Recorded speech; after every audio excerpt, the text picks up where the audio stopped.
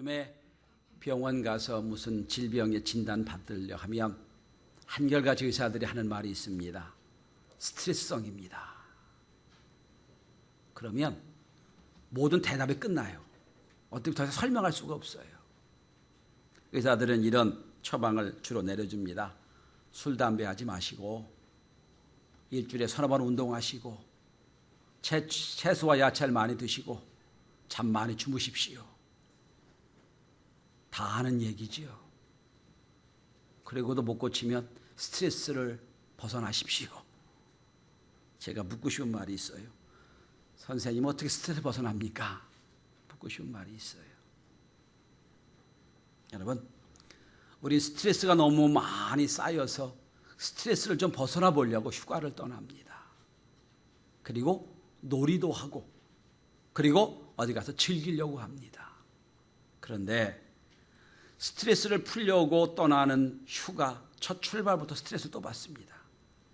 꽉 막힌 길에 서면 스트레스가 더 생겨요. 풀려고 하는 스트레스가 더 쌓이고 갑니다. 갔다 오면 또 쉼을 얻나요? 제 젊은 시대에 유명한 영화가 있었습니다. 고래사냥이라고 하는 영화가 있었는데 그 주제가는 송창식이 불렀고요. 이렇게 시작합니다. 술 마시고 노래하고 춤을 춰봐도 가슴 속에 하나 가득 슬픔뿐이네. 예수 믿지 않은 사람이 어떻게 이렇게 가사를 잘 썼는지 몰라요. 아무리 놀아도 아무리 즐겨봐도 아무리 애를 써봐도 도리어 슬픔이 가득하다고 표현합니다. 휴가를 다녀왔는데 오히려 더 피곤하지는 않으신가요? 쉬려고 다녀왔는데 더 인생의 짐은 쌓여있지는 않나요?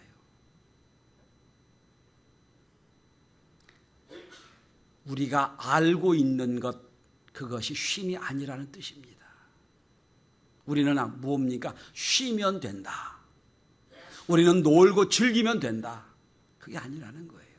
오히려 슬픔이 가득하다는 겁니다.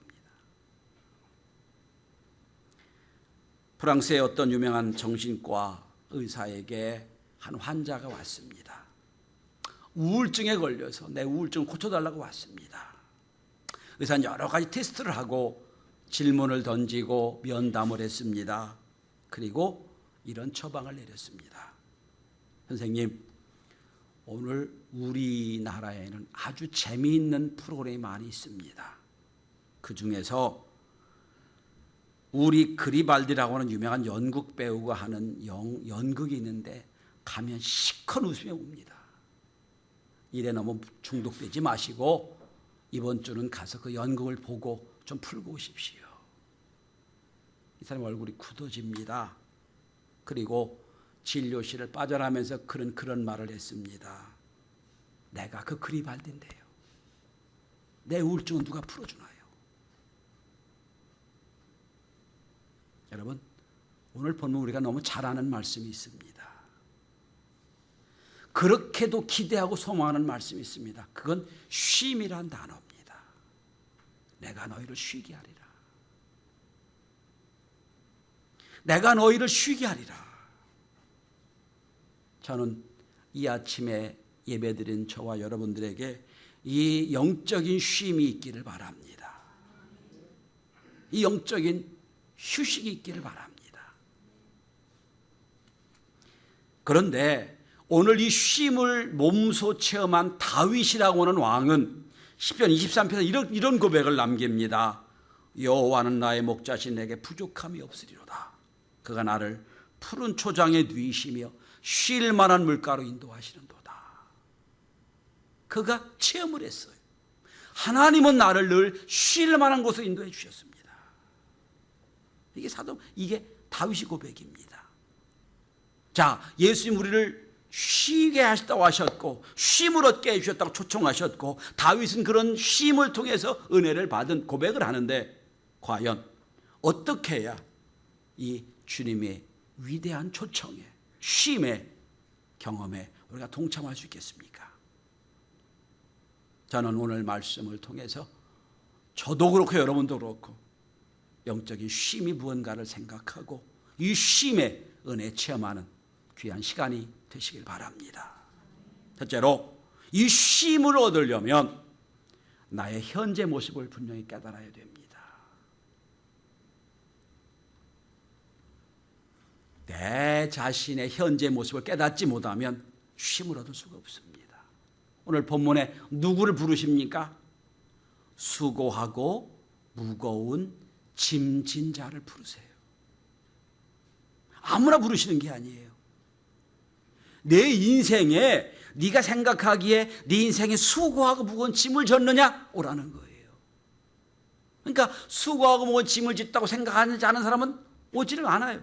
초청에 응답이 없습니다. 정신과 의사들은 그런 말을 합니다. 내가 내 정신적으로 좀 문제가 있다고 인정하면 50%는 극복할 수 있다는 거예요. 인정을 안 해요. 옆에 사람들이 너 좀 이상하니까 병원에 가봐라. 아, 내가 무슨 환자냐고 인정을 안 하니까 그때부터 문제가 생기는 거예요. 내 인생을 가만히 보니 수고하고 무거운 짐을 진 것 같아. 아, 내가 쉼이 없어. 그때 주님 부르시는 그 응답에 응답할 수가 있는 거예요. 예수님은 이 땅에 33년을 인간으로 사셨습니다. 주님의 인생을 가만히 보면 30년 동안의 인간의 인생을 보면 참 어렵게 사신 분이에요. 2000년 전 예수님의 아버지 직업이 목수였습니다. 목수의 아들로 태어나서 예수님의 아버지와 더불어 목수일을 열심히 했던 분이에요. 인생의 어려움이 뭔가를 알아요. 수고가 뭔지를 압니다. 본인이 체험을 했어요. 그래서 부르시는 겁니다. 수고하고 무거운 짐자다 나 내게로 오라. 여러분, 이 수고란 단어가 맨 처음 나온 것이 창세기입니다. 잘 아시는 말씀이죠. 에덴 동산에서 하나님이 복되고 은혜롭게 만들어 주셨는데 아담과 하와가 범죄해서 맨 처음 하나님이 인간에게 주신 죄에 대한 대가가 수고란 단어예요. 그래서 아담에게 말씀하십니다. 내가 땀 흘려 수고해야 먹을 것이다. 수고란 단어가 나와요. 여러분, 창세기에서 죄 짓기 전에도 노동이 있었어요. 주님이 다스리라고 했거든요. 아담에게 다스렸습니다. 노동이에요. 그런데 죄를 짓고 난 뒤에 노동이 바뀝니다. 수고로 바뀌어요. 노동이 어려운 게 아니라, 노동이 기쁜 게 아니라 일이 있다는 거예요. 그때 수고란 단어가 나와요.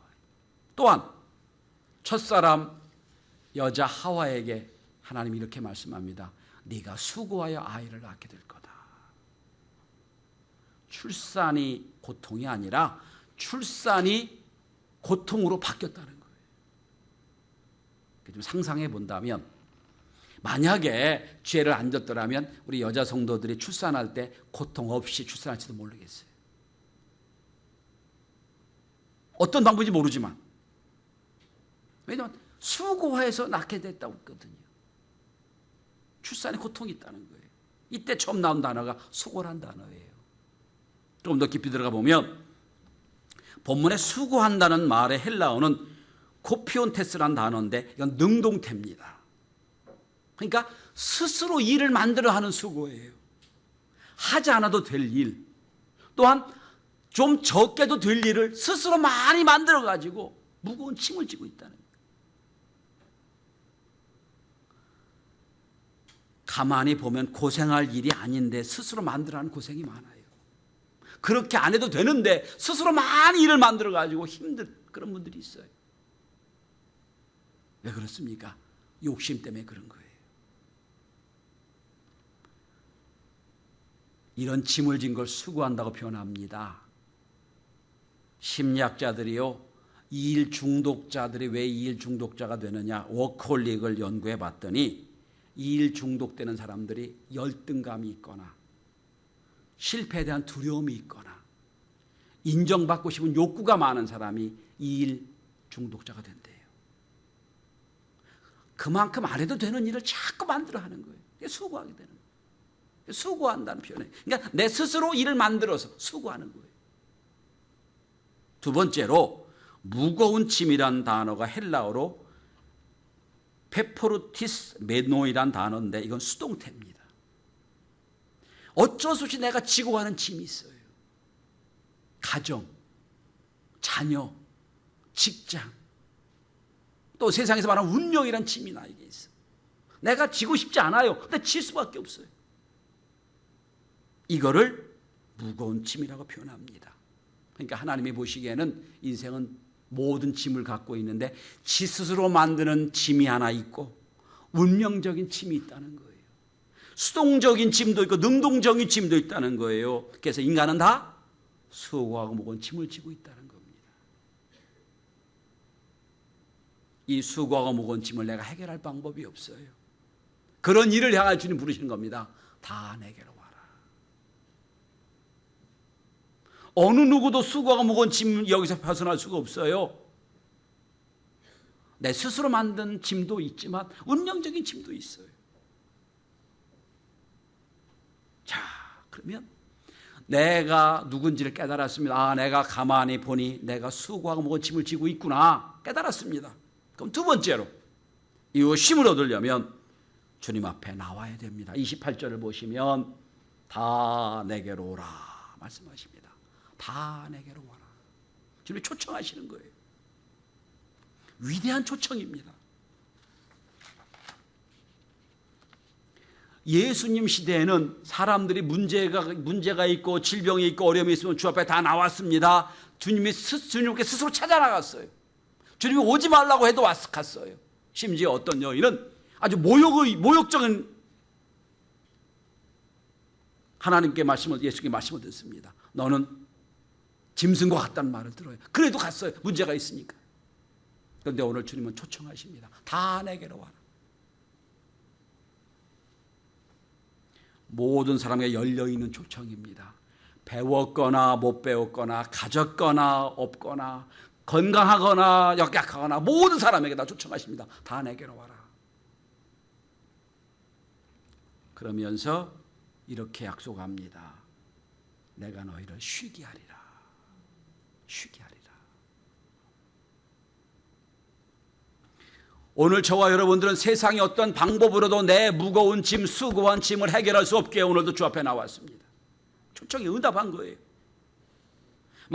요한복음 7장 30절에 보면 이렇게 말씀합니다. 명절 끝날 곧 큰 날에 예수께서 서서 외쳐가라 하되 누구든지 목마르거든 내게로 와서 마시라. 나를 믿는 자는 성경 이름과 같이 그 배에서 생수의 강이 흘러나리라. 이때도 주님 초청하십니다. 목마르거든 내게로 와서 마셔라. 이때도 똑같습니다. 인생의 목마름을 체험한 사람이 올 수 있는 거예요. 내게로 마셔라. 어떤 신학자는 이걸 이렇게 표현합니다. 기독교는 세 가지 단어가 있다. 첫째는 내게로 오라는 초청을 받고 내게 거하라는 주님의 말씀 속에 거하다가 나의 집에 오라는 천국 초청으로 인생은 끝난다. 그래서 참 요약을 잘했어요. 여러분, 주님의 초청에 주 앞에 가까이 오는 것이 복입니다. 오늘도 주 앞에 나왔어요. 자, 그런데 우린 주 앞에 나왔습니다. 위대한 초청에 응답을 하고 주 앞에 나왔는데 많은 사람들이 지금 초청의 응답에 응답하지 않아요. 오지를 않아요. 왜 그렇습니까? 왜 많은 사람들이 예수에게 나오지 않으려고 하지요? 그것은 그 많은 이유 중에 하나는 내 인생의 짐도 무거워 죽겠는데 다시 교회 다니고 예수 믿는 종교적인 짐을 진다고 생각하기 때문에 안 옵니다.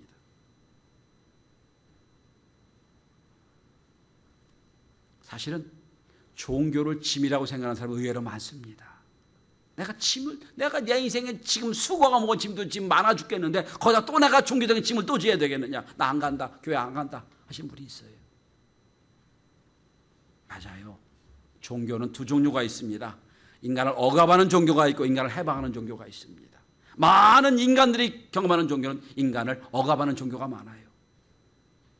그런데 주님은 우리에게 말씀합니다. 진리를 알지니 진리를 자유케 하리라. 해방시키는 종교예요. 여러분, 성경을 깊이 연구하다 보면 깜짝 놀라는 게 하나 있어요. 그건 성경은 기독교라는 신앙을 종교라는 어휘에 동의하지 않는다는 거예요. 예수님도 가만히 보면 예수님은 종교라는 단어를 안 쓰셨어요. 그리고 예수님은 종교인을 참 싫어하셨어요. 그래서 바리새인들, 서기관들, 제사장들 싫어하셨어요. 왜? 그들은 자유케 한 종교가 아니라 그 짐을 자꾸 더 지게 하는 종교였기 때문에 그래요. 마태복음 23장에 보면 바리새인들을 향해 이렇게 말씀합니다. 너희는 무거운 짐을 사람들의 어깨에 또다시 지워주고 있구나. 그래서 오늘 마태복음은요, 오늘 마태복음 11장 28절 30절까지는 수고하고 무거운 짐자 다 내게로 말씀하십니다. 그러면서 12장엔 무슨 말씀이 계속 나오냐면 안식에 관한 말씀이 나와요. 안식에 관한 말씀.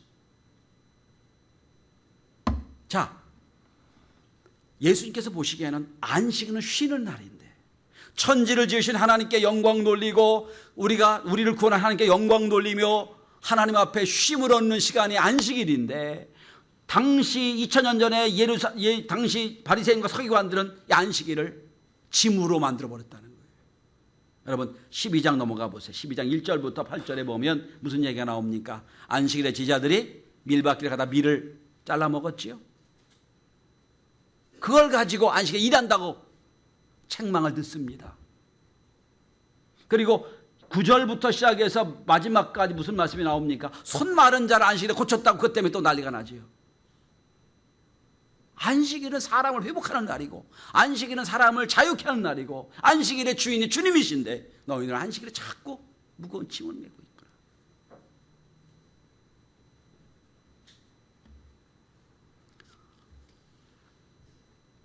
물론 이해가 됩니다. 이 바리새인들은요 예수를 잘 믿길 하나님 잘 믿길 원했어요. 그래서 그냥 안식일은 요 몇 발자국까지만 일하지 말아라. 여긴 일이다 아니다 자꾸 구별했어요. 율법주의는 우리를 다시 죄의 짐을 또다시 위에 놓습니다. 그래서 그런 모든 일을 향하여 주님 말씀하신 겁니다. 수고하고 무거운 짐자 다 내게로 오라 말씀하시는 거예요.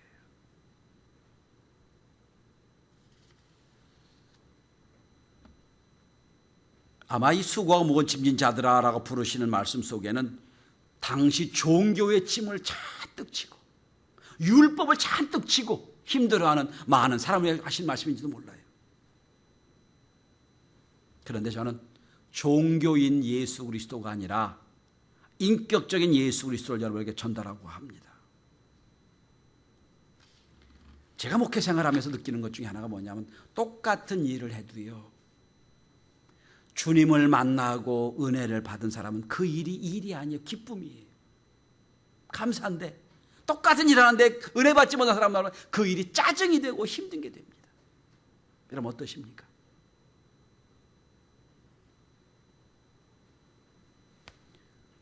종교를 짐으로 생각해서 대대로 섬겨왔던 예수를 버리고 떠났던 위대한 한 문학가가 있습니다. 그는 참회로 부활, 인생론이란 책으로 지금도 세계 많은 사람에 영향을 주고 있는 톨스토이입니다. 톨스토이의 신앙노래란 책을 보면 자기 얘기를 고백하고 있어요. 나의 지나간 55년간 살아오는 동안에 나는 인생 최초의 15년간의 소년기를 제외하고는 나는 안식을 경험하지 못했다. 안식을 알지 못하고 살아왔다. 내가 18세 되던 나이, 내 친구는 나에게 찾아와 신은 인간에 맞는 것이라고 나를 설득했다. 나는 그 말이 진리라고 생각했고 나는 그래서 어렸을 때부터 모든 가족의 종교인 기독교를 떠나기로 작정했다. 나는 종교를 포기하는 것이 자유를 얻는 길이라고 생각했다. 나는 심지어 종교는 속박이라고 생각했다. 그러나 내 나이 55세 이제 나는 내가 버린 어머니의 품과 같은 신앙의 품으로 돌아온다. 나는 종교로 기독교에 돌아온 것이 아니다. 나는 예수 그리스도께로 돌아왔다. 나는 예수 안에서 비로소 그렇게 찾고 바랐던 안식을 발견했다. 바로 그 예수입니다. 여러분 맞습니다. 수고하고 무거운 짐진 자들아 다 내게로 오라고 말씀하셨다면 주님이 쉬게라고 말씀하셨다면 내 인생에 수고하고 무거운 짐을 지고 있다면 주 앞에 나오는 겁니다. 그런데 오늘 본문에 여러분 28절은 아멘 합니다. 오케이, 이해가 됩니다. 그런데 29절에 보면 세 번째로 우리에게 배우라고 말씀하시는데 어떻게 배우라고 합니까? 나의 멍에를 메고 나에게 배우라고 말씀합니다. 여기서 딱 걸려버립니다. 아니, 멍에는 소나 말이나 짐을 지기 위해서 어깨에 매는 억압의 수단인데 어떻게 또 짐을 풀어주기는커녕 억압을 해방시키는커녕 다시 내 짐을 지라고 하느냐. 여기서 문제가 생겨요. 그렇지 않습니까, 여러분? 주님이 이렇게 말씀하신다면 참 좋았을 텐데, 다 내게로 와라. 너의 짐을 다 내가 쳐주겠다. 내 짐을 다 없애주겠다 하면 얼마나 좋겠어요. 주님 예수만 믿으면 내 모든 고통 의심이 다 사라지고 내 인생이 자유하게 되고 아무것도 안 하면 참 좋을 텐데, 그런 예수가 아니에요. 가만히 보니까 뭐라고 합니까? 내 멍에를 함께 매자예요.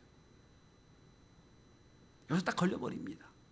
여러분, 주님은 내 멍에를 벗기신 분이 아니에요. 내 인생의 짐을 없애버리는 분이 아니에요.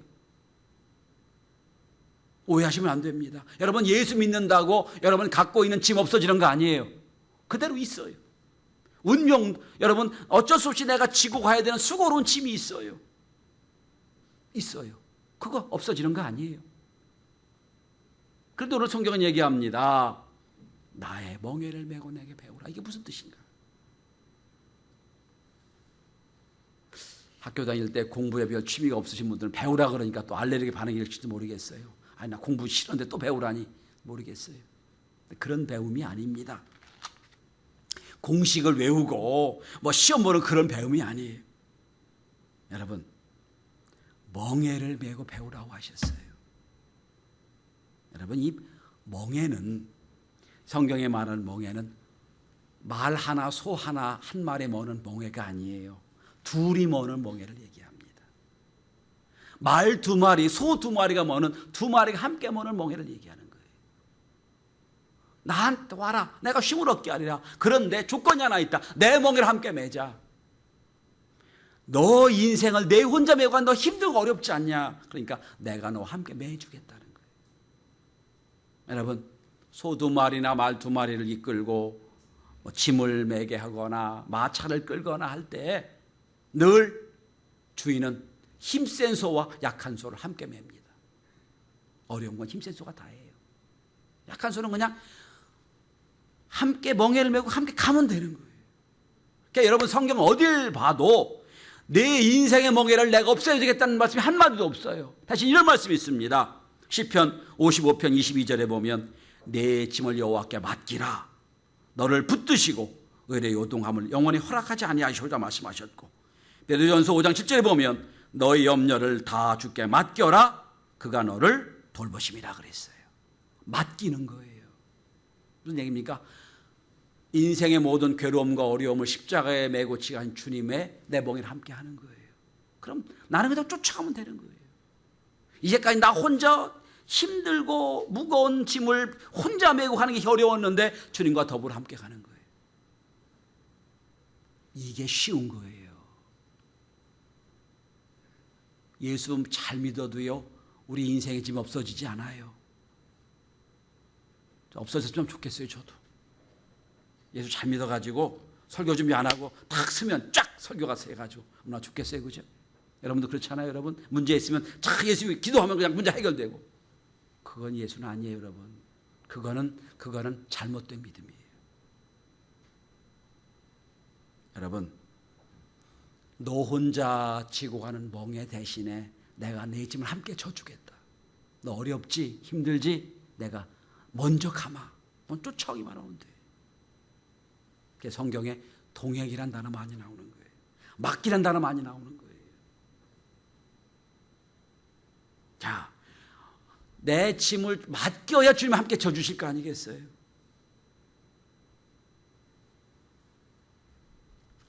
멍에를 풀러준다고 약속하지 아니하시고 멍에를 함께 매라고 하는 것은 주님의 나와 함께 멍에를 매지겠다는 약속입니다. 두 번째로, 왜 예수님의 멍에를 매면 쉬우냐, 쉼을 얻느냐? 멍에는 기쁨이기 때문이에요. 멍에는 사랑이기 때문에 그렇습니다. 여러분, 예수께로 가면 우리 인생의 짐이 없어지는 것이 아니라 주님이 주신 선물로 바뀝니다. 의미가 바뀌어요. 우리 사모님이 지난 한 주간 동안 휴가였습니다. 우리 집이 휴가였거든요. 근데 사모님이 월요일부터 수요일까지 아들이 있는 포항에 가서 있었습니다. 대학원 다니는데 원두 묻어서 공부하니까 집만 얻어주고 한 번도 안 가봤으니까 가서 휴가 기간에 좀 청소도 하겠다고 좀 사흘 동안 호라비로 지냈습니다. 전화를 했어요. 물론 이제 세미나 다녔습니다만, 여보 좀 쉬어 했더니 쉬는 게 뭐야, 하루 종일 일만 했다는 거예요. 청소만 하고. 휴가인데 3일 동안 포항 시내 가서 물회 한 번 먹은 것밖에 없대요. 갈 사람도 없고 뭐 아무도 없으니까 그냥 학교 가버리고. 제가 속으로 생각했습니다. 제가 3일 동안 내 대신 그런 일 하라면 안 할 텐데 아들 때문에 하는 거예요. 그죠? 다리가 아파도 힘이 들어도 사랑하니까 하는 거예요. 여러분, 그게 일입니까? 그건 일이라고 하지 않은 게요. 사랑의 대가예요. 사랑의 표현이에요.